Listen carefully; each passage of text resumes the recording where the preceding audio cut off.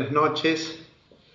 Bueno, decías recién que Ah, el gobierno eh, nacional prorrogó la cuarentena y hubo algunas vacilaciones en esa prórroga que me parece que surgen de que se comienza a percibir nítidamente que más allá de la cuestión sanitaria, la cuestión de la economía es un tema a considerar con cuidado, habida cuenta del impacto que tiene el confinamiento y el cierre de las actividades.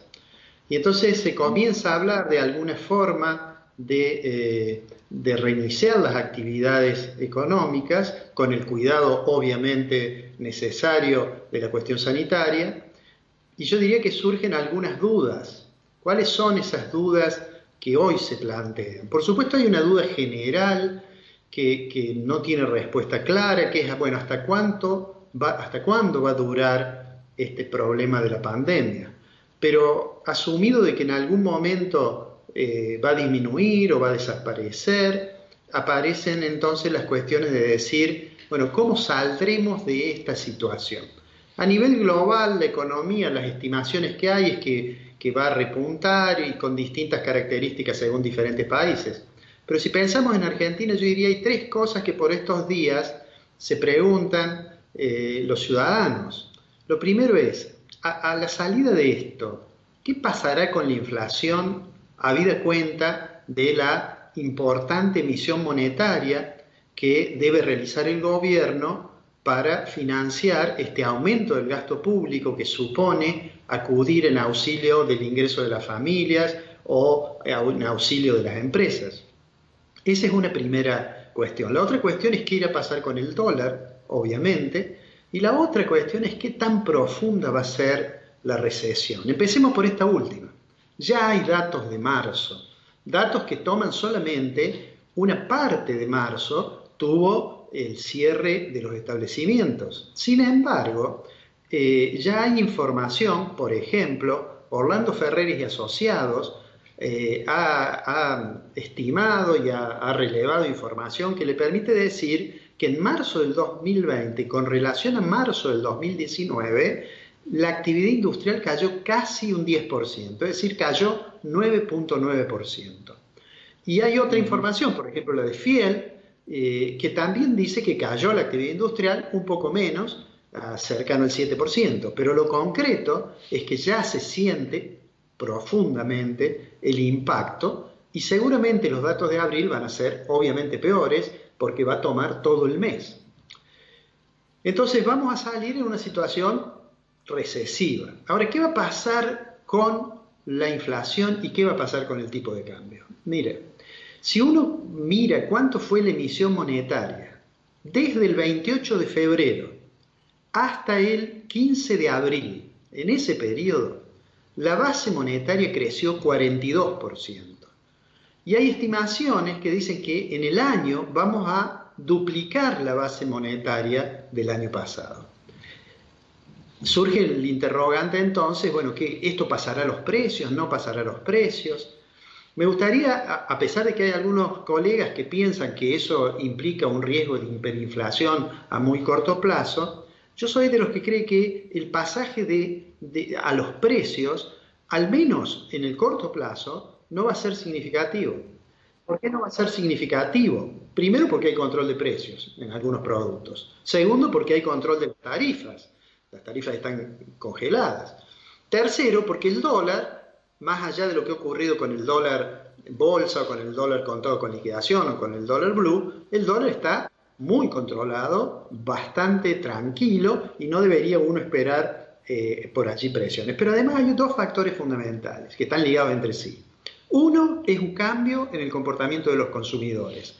Nadie puede pensar razonablemente que cuando se abran las actividades los consumidores van a salir a consumir de manera inmediata. ¿Por qué? Y eso tiene que ver con el otro factor, y es porque los consumidores van a tener cierta precaución. En economía se dice va a aumentar la demanda de dinero por motivo precaución. Quiere decir, van a retener un poco de sus ingresos porque después de esta experiencia seguramente van a ser más precavidos. Y finalmente hay otro elemento que es importante, y es que no se avisoran presiones inflacionarias de costos por demandas salariales, porque en realidad, bueno, hemos visto el acuerdo que firmó la Unión Industrial ayer con la CGT, planteando el acuerdo en que hasta un 25% de descuento sobre los salarios se van a aceptar. Entonces uno dice, bueno, lo que sucede es que los dirigentes sindicales saben que las personas tienen más miedo a perder el empleo que a perder un poco de poder de compra.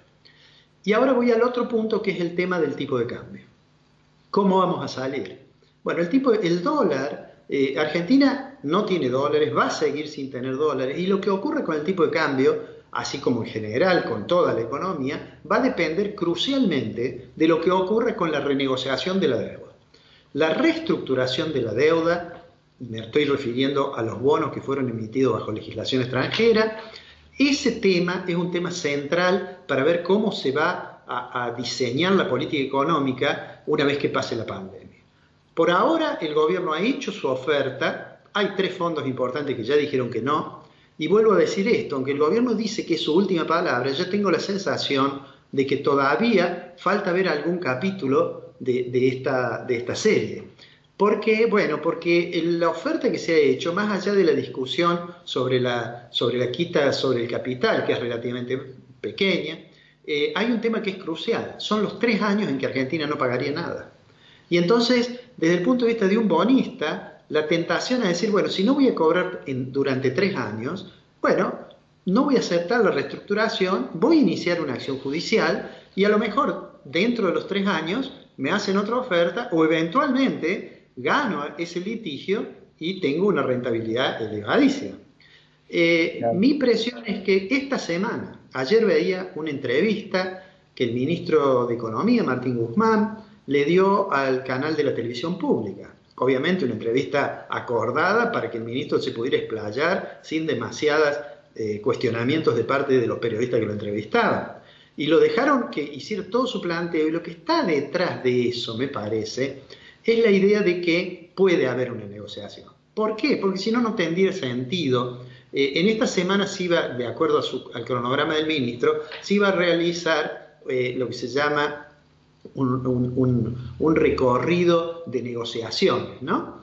Y que se va a hacer de manera virtual. Es decir, van a hablar con los administradores, con los gerentes de los fondos que tienen bonos, y seguramente allí surgirá alguna alternativa, que puede ser una oferta de los bonistas, es decir, una contraoferta a la del gobierno, decir, no, mire, yo no quiero 3 años, quiero que me pague dentro de 30 días una parte, en fin, o harán algún planteo de ese tipo. Son 3 las variables sobre las cuales se pueden hacer modificaciones. Una es el principal, es decir, el capital. Otro es el interés, es decir, la tasa de interés. Y el tercero, que a mí me parece que es muy importante, es el periodo de gracia. Y siempre recuerdo que Martín Guzmán, antes de ser ministro, en una reunión, en una presentación que hizo en Ginebra hace varios meses, unos 2 o 3 meses antes de asumir, había insistido mucho, más que en las reducciones de capital, más que la quita, digamos, había insistido mucho en el periodo de gracia. Entonces me parece que seguramente allí se va a centrar la parte más complicada de la negociación. Hay otra opción, que es que el gobierno decida pagarles algo al contado, para lo cual va a tener que volver a hablar con el Fondo Monetario seguramente para lograr un apoyo del fondo. Si la reestructuración sale bien, tendrá que inmediatamente abocarse al tema de los bonos bajo legislación nacional, que ya se han reperfilado varios de esos vencimientos. Y si eso finalmente, digamos, funciona relativamente bien, tendrá que también tener una palabra del fondo, porque aunque los vencimientos no sean inmediatos, la deuda que tiene con el fondo, las obligaciones para los años venideros son realmente imposibles para Argentina. Después que todo esto esté hecho, Ricardo, entonces vendrá la hora de diseñar un programa económico que sea capaz no solo de resolver los problemas que teníamos antes del coronavirus, sino de solucionar los desequilibrios que la necesaria intervención de gastos ha generado, que seguramente los ha profundizado a los desequilibrios fiscales, por ejemplo. Termino con esto, será la hora entonces de una mayor prudencia fiscal, de una mayor prudencia monetaria. Habrá que ver qué se hace con esa expansión monetaria que se ha generado. digamos, será el momento en que el gobierno efectivamente anuncie, digamos, un programa económico.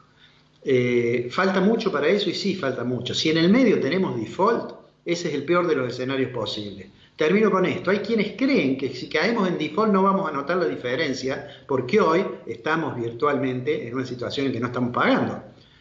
Pero eso no es así, porque el default no solamente va a afectar al sector público, obviamente, a la deuda soberana, por supuesto, sino que va a terminar afectando al sector privado, a la posibilidad de financiar las importaciones, y eso seguramente nos va a llevar a una situación económica muchísimo más crítica. Esperemos que el gobierno pueda arreglar con el frente externo, esperemos que la pandemia pase rápido. Cuando eso ocurra, seguramente nos veremos de nuevo en el canal.